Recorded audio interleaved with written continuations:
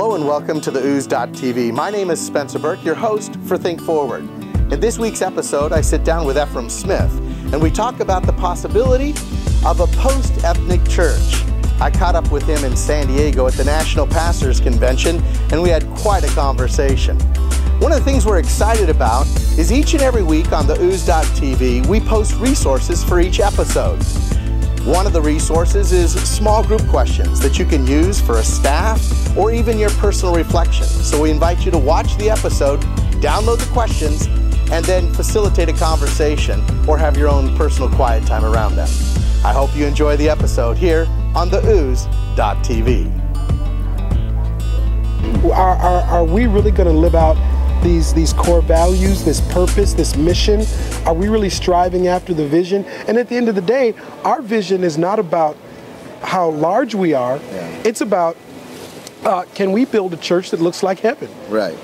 Even though there are some doubters out there, I really believe with all my heart that that you can have a healthy missional church where black and white and Asian and Latino are in covenant relationship with each other in a Christ-centered community, and that can revive the relevancy of the church. Right. Because we're in this ever-increasing multi-ethnic nation with an African-American president, but yet the church remains one of the remaining pictures of segregation in our nation. Yeah. And so what does it mean for the church to say, you know, if we were honest, there's still a little bit of Jim Crowism in the body of Christ. Absolutely. And so that now is inspiring me more. Yeah. Because maybe at the end of the day, Sanctuary is not one church of 5,000, but maybe it's multiple multi-ethnic churches that when you look at it as a whole, it represents a movement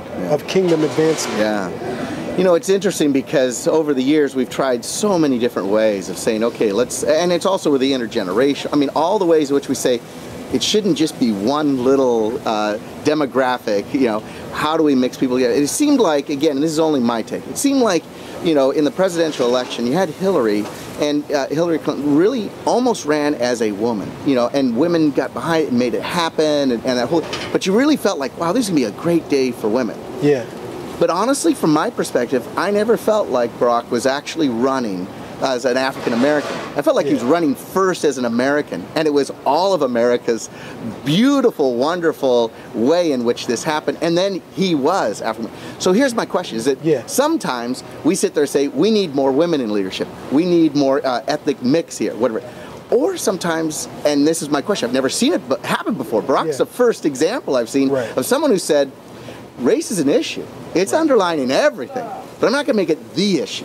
I'm going to make the purpose or the mission or the hope or the goal, the key, and this will come with us. Yeah, well, I think Barack Obama represents, he's the strongest picture right now, probably next to Oprah Winfrey or Colin Powell, of post-black leadership. Okay. I mean, for a long time, blacks, African Americans were seen as leaders to their own people. And so when you would see them on TV, they were advocating the agenda of their people. Right. And so Obama represents the first time that an African American ran for president, not just primarily as kind of, I've got a block of votes that represent blacks, and if you want to get their vote, deal with me. And to be honest, Shirley Chisholm, Jesse Jackson, Al Sharpton ran like that. I represent black people. I'm probably not going to win, but if you want black people's votes, you're going to have to work out a deal with me. And so I think for Hillary Clinton, it was the first time a white candidate realized, oh, this is not about making a deal to get black votes so I can be president. This is about he's going to beat me. And so you're right. We are in an age of post-black leadership. I'm inspired by Obama not because of political ideology, but because I feel that same sense. Now, post-black leadership does not mean you leave blackness, that you walk away from your heritage. You walk away from what it means to be African American. What it means is that you're able to still feel comfortable amongst people like you, but you're able to be a relevant voice and lead strategically to the nation. And you know what's interesting is our nation now is comfortable with an African American or a Latino or a woman. I hope we do have a woman president. She's just going to have to lead the nation, not just women. But in the body of Christ, you know what my concern is? We still haven't gotten where the nation's got. I think in the body of Christ, if somebody looks at a black pastor, they assume he pastors black people.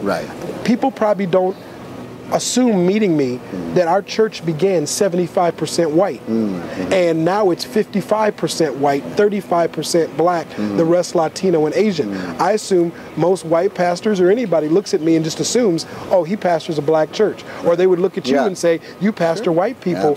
Instead of going, why can't we raise up a new generation of leaders in the body of Christ that can be a priest, can be a prophetic voice to the nation? So I think I'm tracking with you in this idea of being who you are without having to make it the only idea. In fact, maybe it's the transcendence of who you are in light of a new context. And African Americans have been able to do that in arts and sports for years. And so, you know, a Jackie Robinson at some point in time transcends race. A Muhammad Ali goes from being seen as a black militant boxer to carrying the torch in the Olympics. And so in sports, in entertainment, African Americans have always I mean, jazz went from black music to America's music. Hip hop went from inner city artistic expression to it's a global movement. I just think, unfortunately, I think the church is in denial about we are not the pace setters in too much right now. But even if we're 10 years behind the time, help me, play with it a little bit. What would that look like if we're talking about kind of this way in which we look in a different way? I love what you said about Jesse Jackson and the others, is that, and you can hear it in their voice when they talk about, it's almost like, you know what, we fought for civil rights. We fought this way. We think in this paradigm, in this idea. He doesn't think that way, you know what I mean? And most young black Americans are not. It's a different, and white American, they're not thinking in the old fights. It's generational. You know? I mean, you got to remember, I was born in 1969. I'm probably about 6 years younger than Barack Obama. So with that in mind, he and I are both post-civil rights generation and people. So what I mean by that is my dad, my grandparents vividly remember colored only bathrooms, water fountains, having to go in the back way.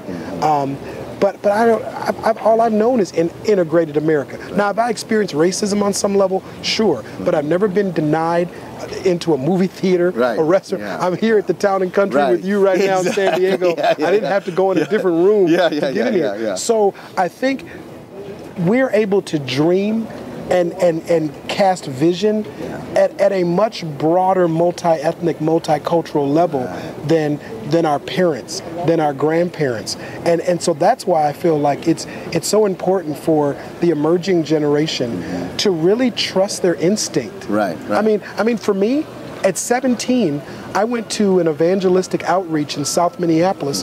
It was multiracial. I heard Tony Campolo and Tom Skinner and John Perkins preach.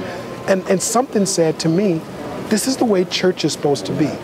And I had to decide, was I going to trust that instinct? Or when I went back to church with my mom, was I going to trust that? And I think what's happened is with people like Obama, you know, our president, there's something that he sensed growing up in Hawaii, something he sensed being able to go to Harvard Law School, and we have to decide in the body of Christ, are we going to trust our instinct? There's a group of men and women that have begun to say church should be different. We should rethink liturgy. We should rethink who's in community with one another. We should rethink black church, white church, charismatic, non-charismatic, mainline. You know, we should rethink and question all those things. And for me, I've taken heat, but I've also seen glorious, godly stuff and trusting instincts that I believe God has placed in me. I'm wondering, again, I'm just playing. I'm wondering if we're the civil rights people of the church, meaning we've gone through and we've seen the division. Is it our children? Is it the next group? And when I mean children, I don't know what that, but it's like, is it the next generation that doesn't even think Pentecostal, non-Pentecostal, yes. Catholic, Protestant. Maybe they'll grow up in a world that doesn't have those, what we've had as color barriers. They've had theological barriers, or they've had, and again, the ethnic part is part of it, but it may even be more convoluted. Well, I agree, and I think second and third generation immigrant groups are really, to me, the group to look at in terms of getting this right.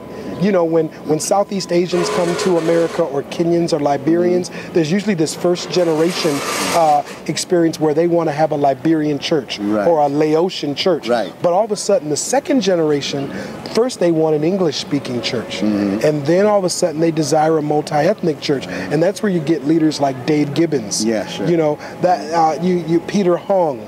It's where you get leaders that go, okay, I understand why my parents needed an all-Korean, right, or an all-Laotian church, because it was about building community, assimilating into the nation. Safety, you know, all that stuff. Well, in the second generation, all of a sudden, the immigrant groups go, we want to have English-speaking service. Then they go, I want a multi-ethnic service, because I really am realizing first what it means to be an American citizen, but then more important than that, what it means to be a kingdom citizen.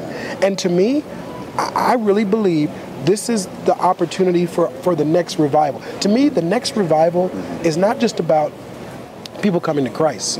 It's about reviving relevancy. You know, if Dave Olson's right in his book, The American Church in Crisis, then on any given Sunday, only 18% of Americans are in church. We need a holistic revival that's not just about, do you accept Jesus? It's about, oh, you give the church another chance. Or what if what we are defining as church now is an old civil rights conversation? And it's going to be people outside of those walls, outside of those structures, that come along, and all of a sudden these amazing groups of people gathering for kingdom start, and we look and go, oh, instead of maybe saying, oh, wait, you got to fight our battle. You know what I mean? Like, I didn't hear Jesse go, hey, wait a minute, you got to fight my battle. He came alongside and said, no, there's a new generation. There's another place. You know, the most compelling scene to me on the night when Barack Obama was elected president is when they showed Jesse Jackson crying. And everybody wrestled with, well, what's really behind those tears? And to me, what if we were able to develop Christian communities where our parents and grandparents would have tears in their eyes, and maybe behind those tears would be the realization that what we strove for was not in vain. I mean, I understand in my grandparents' generation, the black church was needed. It was a place of safety, a place of empowerment, a place of education, a place of network, of leadership development. Well, I hope that my grandparents will look at me pastoring a multiracial church, and they'll have tears in their eyes and say, what we fought for was worth it, because it gave our grandson the opportunity to pastor a church that has no color line. And so to me, I just was so moved by that scene that I think at the end of the day, Jesse Jackson was crying because he said, I think he thought back to being on the balcony in Memphis with Dr. Martin Luther King just assassinated. Maybe he thought back to marches, to his own runs for the president, you know, and that all in that moment, it was worth it. Good fight. And I want to do something that the generations behind me will feel like they fought a good fight and will push me on the run. So almost in the same moment, the sense of loss, like we didn't get it, but they did, and we're here with it. I mean, it's got to be, and that might be interesting. That, you know, I love this conversation. I want to continue this because I think there's some amazing things that might be happening in that. But I thank you so much. Thank you, brother, man. It's good to be with you, man. Anytime.